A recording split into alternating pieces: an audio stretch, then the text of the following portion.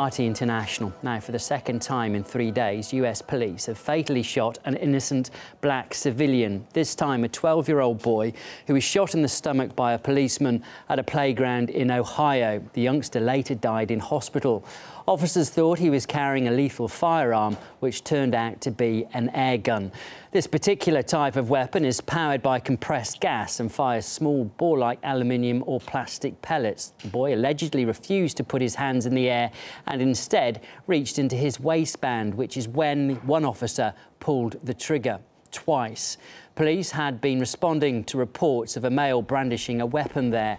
Well, on Facebook, the police say the toy gun had its orange safety indicator removed. Such stickers are required on all imitation weapons so they can be identified as non-lethal.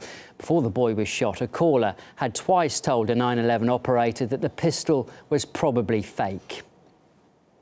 Well, there was a similar tragedy only last Thursday when a rookie New York cop gunned down an unarmed 28-year-old man who was also black. The city's police commissioner said the victim was, quote, totally innocent, calling the incident an unfortunate tragedy. He added that the policeman's gun may have fired by accident.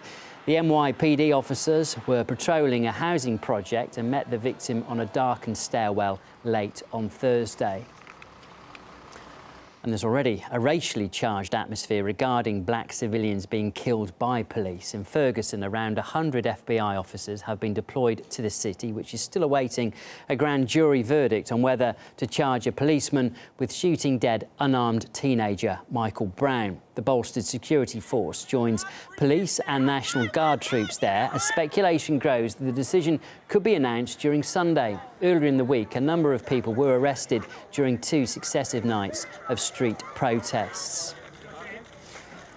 But it also emerged that even revealing the scale of the police presence there can land you in trouble. A US Navy veteran says he was sacked from his job at a hotel in St. Louis and branded a terrorist for posting these pictures here that you can see, the hotel car park full of squad cars. He's been telling his story to RT.